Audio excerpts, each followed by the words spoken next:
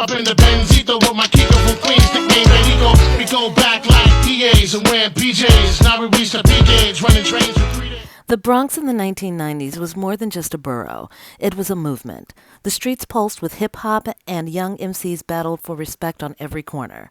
Among them was a man whose presence was larger than life, whose words cut through the beats like a sword. His name was Christopher Lee Rios, but the world would come to know him as Big Pun. Born on November 10, 1971, Pun grew up in the Bronx, where hip-hop was in his blood. But he wasn't just another rapper. His flow was razor-sharp, his rhymes stacked with intricate wordplay.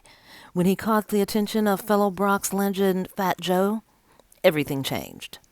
Fat Joe recognized Pun's raw talent and featured him on his 1995 album, Jealous One's Envy. From there, Pun was unstoppable. In 1997, he signed with Terror Squad Productions under RCA and Loud Records, setting the stage for something legendary. Then came Capital Punishment in 1998. The album wasn't just a success, it was history in the making. Peaking at number 5 on the Billboard 200, it became the first solo hip-hop album by a Latino artist to go platinum.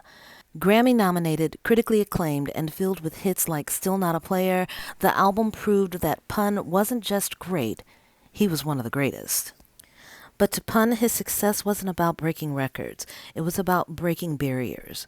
He once said, "I don't want to be considered the Latino rapper." He wanted his skill to speak for itself, and it did. His lyrical dexterity, his charisma, his authenticity, they put him in a league of his own. Yet behind the success, Pun faced personal struggles. His weight had always been a battle, and as his fame grew, so did his health issues. On February 7, 2000, tragedy struck. At just 28 years old, Big Pun suffered a fatal heart attack, leaving the hip-hop world in shock.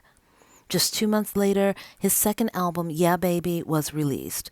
It debuted at number 3 on the charts, proving that Pun's legacy wasn't tied to his presence, it was in his music. Today, his influence still echoes through the Bronx and beyond. Every rapper with a complex rhyme scheme, every artist pushing past the labels placed on them, carries a piece of Big Pun's legacy.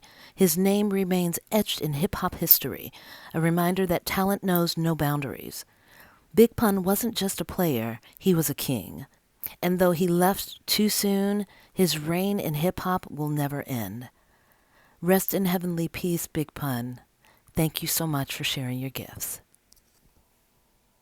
Please don't forget to hit that subscribe button and ring the bell to be notified when I upload content.